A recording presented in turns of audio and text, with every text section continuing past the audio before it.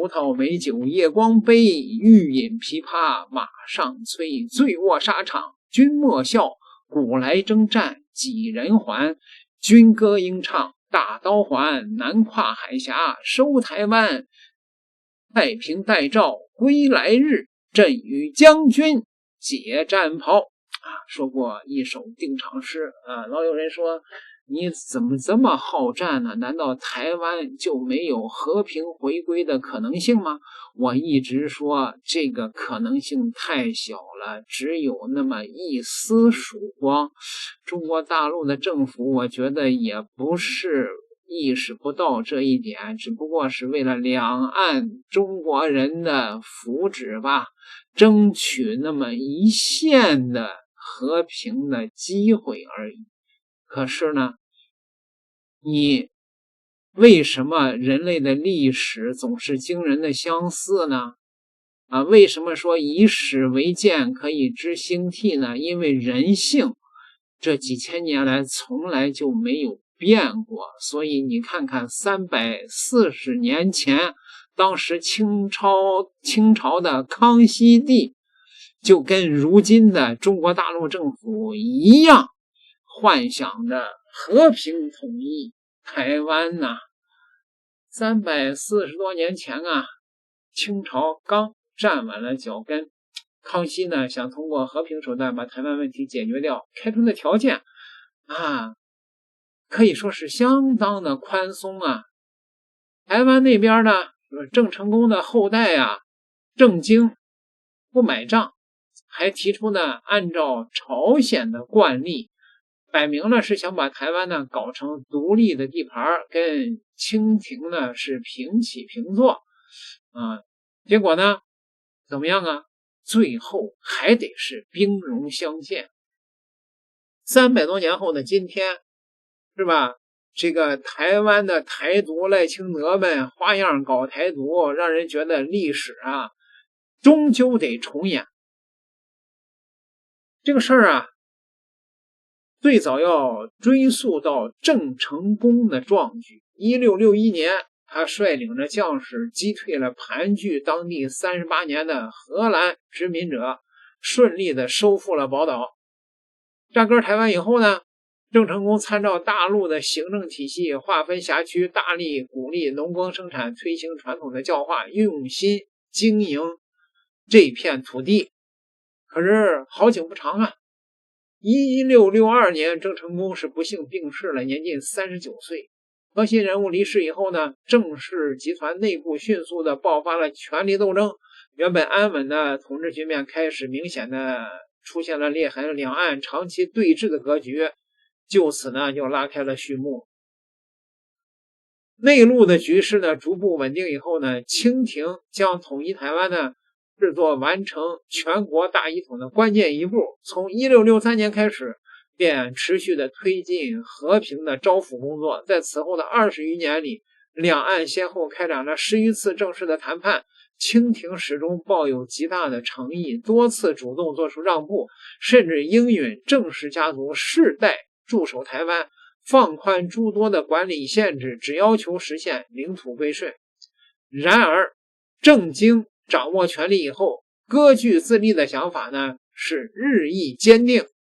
他屡次提出比照外藩模式自治，拒绝接受中央的管辖，一步步的突破了谈判的底线，也让和平统一的道路彻底走向了终结。和平的路径走不通，清廷转而出台禁海迁界令，勒令东南沿海的居民向内迁徙，全面禁止海上通航，以此呢切断大陆与台湾的物资往来。物资短缺直接造成台湾的物价飞涨，民生困顿，割据势力的运转受到极大的冲击。但这项举措呢同样也产生了负面效果，靠海为生的沿海百姓被迫流离失所，生活呢也陷入了艰难。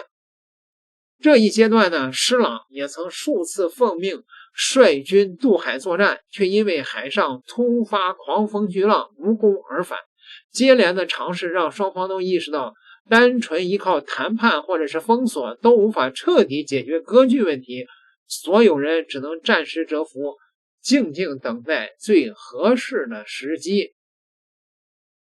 僵持多年的局面在1681年迎来2大转机，持续作乱的三藩之乱彻底的平定，中原大地的政局安稳，朝廷终于可以集中全部力量处理台海事务了。同年，郑经病逝，年仅12岁的郑克爽仓促继位，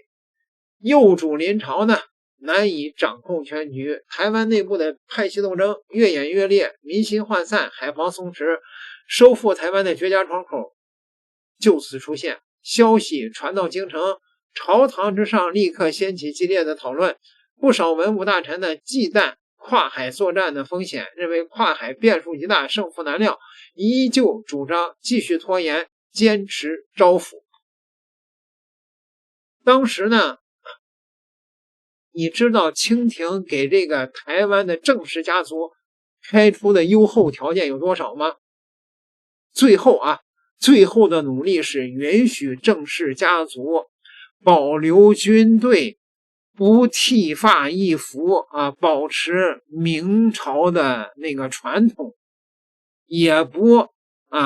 派人官员去管理，让他们自治。而郑氏家族是蹬鼻子上脸一看清廷开出这么优厚的条件，是吧？那就是因为跨海作战不是那个失败了吗？所以郑氏家族提出来了，说要把那个沿海的岛屿都要让郑氏家族管理。就是清廷，你凡是海上的东西你都交给我管理也就完了，而且呢还要让清廷出军费来养活他自己家的私军。这一下就把康熙给彻底的惹毛了。纵观全局，康熙清晰地判断出当下的有利形势，果断敲定武力进取的方案。他力排众议，重新启用熟悉台海地形、深谙敌军虚实的施琅，任命其为福建水师提督，还赋予前线全权指挥的权利，为出征扫清了内部的障碍。1683年的6月，施琅率领300余艘战船、2万余名水兵，从福建东山岛出征，直指台湾的门户澎湖。凭借常年出海积累的经验，他特意挑选风向平稳、南风盛行的夏季时节开战，同时运用精妙的战术，以多船合为单船的方式集中优势兵力。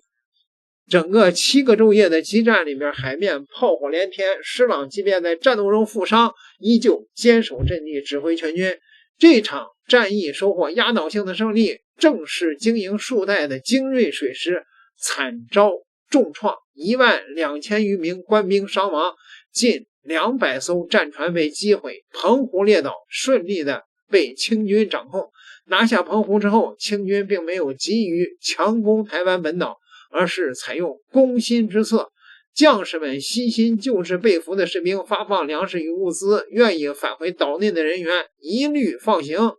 这些人带回了真实的消息，彻底瓦解了岛内军民的抵抗意志，割据势力再没有负隅顽抗的底气。大势已去之下，1683年7月，郑克爽带领岛内的文武官员递交降表，盘踞台湾多年的郑氏割据政权正式落幕。施琅率军进入台湾以后，抛开过往的私人恩怨，专程前往祭拜郑成功的陵寝，感念其收复宝岛的历史功绩。面对郑氏的宗族与全体的军民，他始终秉承的宽和的态度，不搞清算打压，保留当地合理的生产生活秩序，用包容之举稳住了全岛的人心。为了从制度层面巩固统一的成果，1684年清廷正式设立台湾府，划归福建省管辖，完善了当地的行政体系。随着管控进入了正轨，两岸的商贸往来、人文的交流也慢慢的恢复，海峡两岸重新连接成一个整体。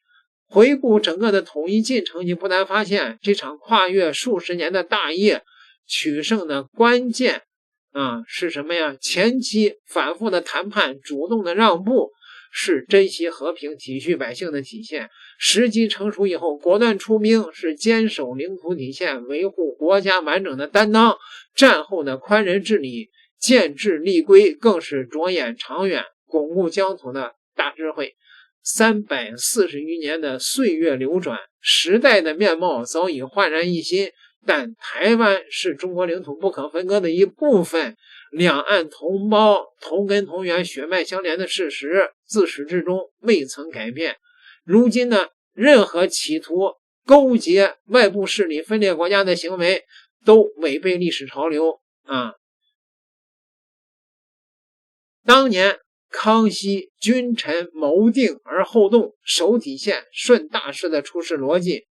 现在呢也有深刻的借鉴意义两岸同胞呢都期盼能够和平共处、携手发展，但是呢，保卫国家主权和领土完整的决心，大陆呢是永远不会动摇的。所以大家看出来了吧？人类的历史总是不停的重演，因为人性从来就没有变过。那么换句话说的话，台湾注定只剩下武统一条路了，对吗？各位，如今的中国政府那肯定是要强过清廷的呀，对吧？当然了，这一点需要